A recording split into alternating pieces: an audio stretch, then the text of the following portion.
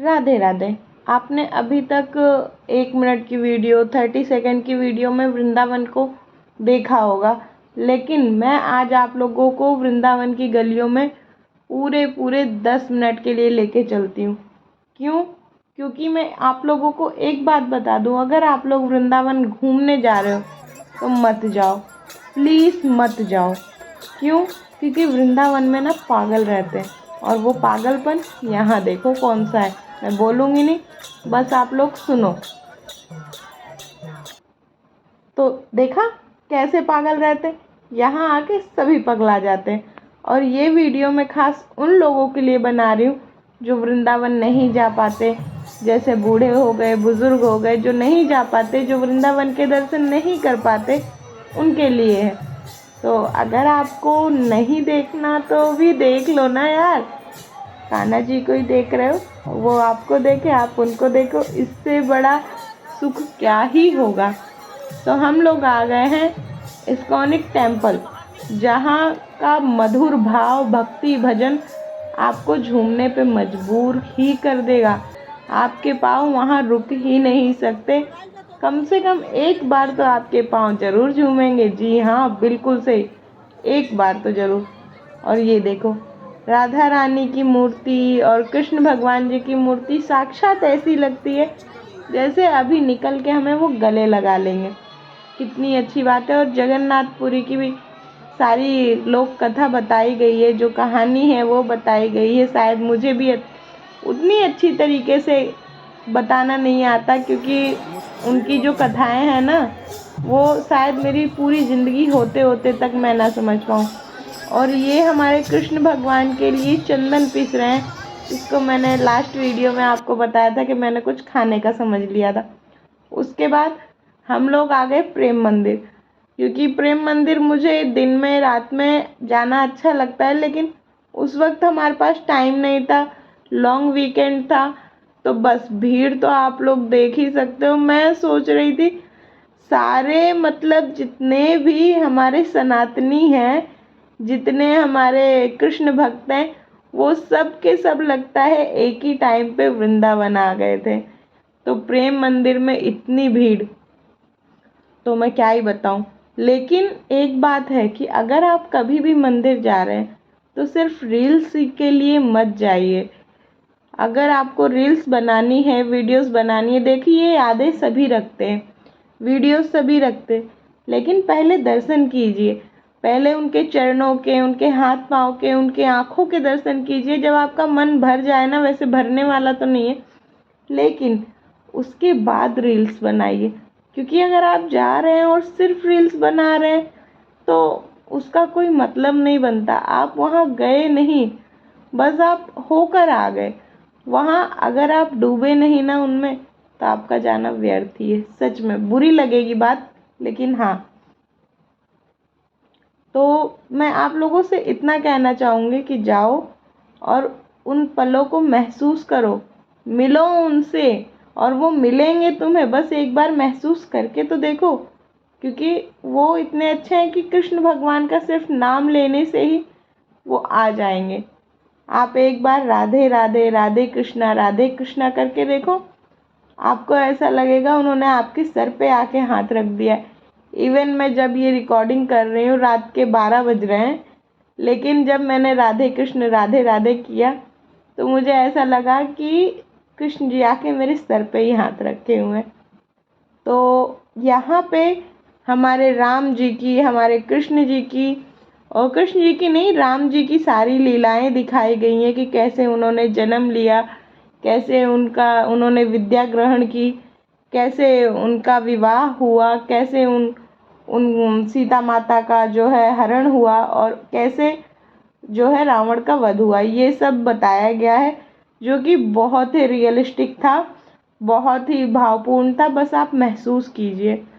एक तो मेरे को रिकॉर्डिंग करते समय यही नहीं समझ में आ रहा है कि मैं क्या बोलूँ, क्योंकि जब मैं ये वीडियो शूट कर रही हूँ ना, मतलब रिकॉर्ड कर रही हूँ, तब मुझे ऐसा लग रहा है कि मैं फिर से वृंदावन में ही हूँ। और शायद आप लोगों को भी ये महसूस हो।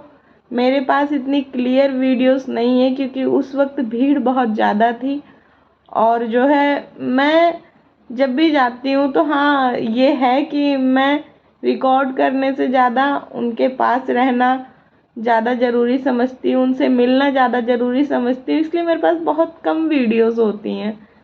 लेकिन जो भी है अब यही है, आप इन्हीं में संतुष्टि कीजिए, लेकिन ये भी आपको कुछ कम नहीं एहसास कराएंगी उनके आपके साथ होने का। तो बस देखिए कितनी रियलिस्टिक प्यारी प्यारी मूर्तियाँ कलाकृतियाँ बनाई गई हैं। गोवर्धन पर्वत दिखाया गया है कि कैसे कृष्ण जी ने अपनी कानी उंगली पे उन्हें उठा लिया था। तब गांव वालों ने कहा कि ये नन्हा सा बालक कैसे अपनी उंगली पे ही पूरे पर्वत को उठा के रखेगा, नादानी देखिए।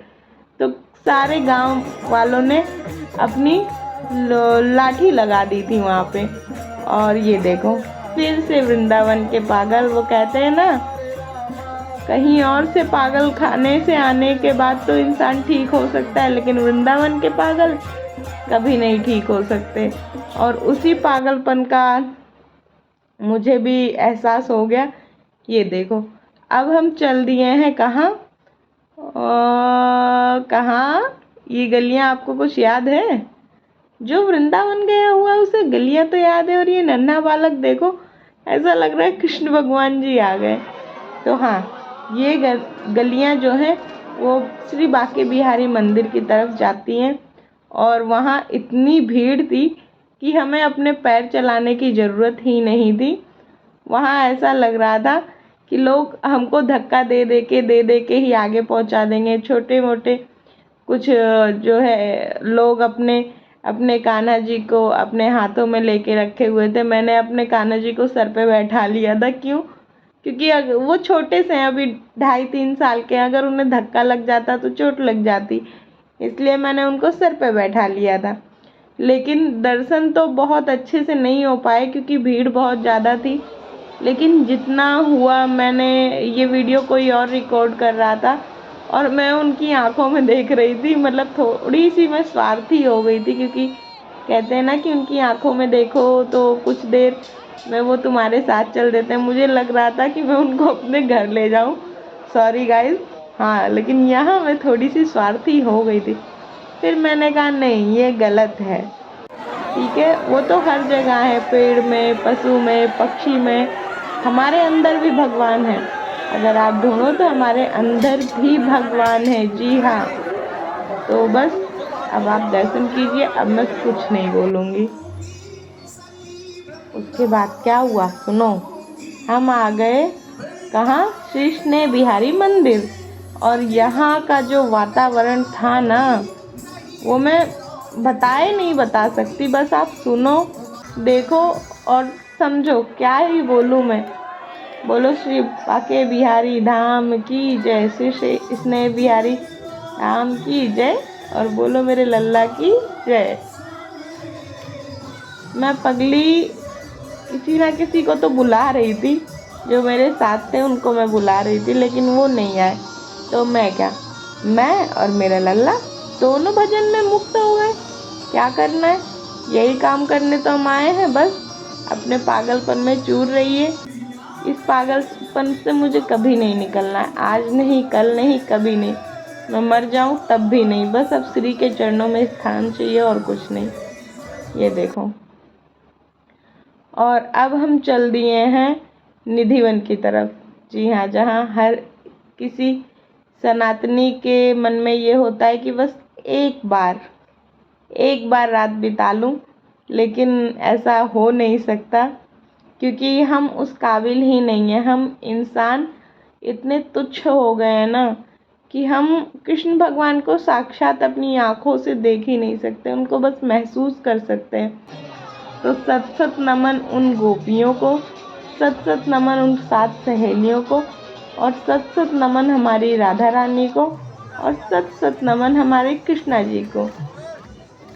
उसके बाद यहाँ भी यही सब चल रहा था। सब झूमते गाते नाचते खिलखिलाते थे, सब अपनी मोह माया दुख पीड़ा हर चीज़ से मुक्त हो गए थे। और ये वो समाधियाँ थी जहाँ लोगों ने रात बिताई थी निधिवन में, और वो अब हमारे बीच में नहीं रहे हैं।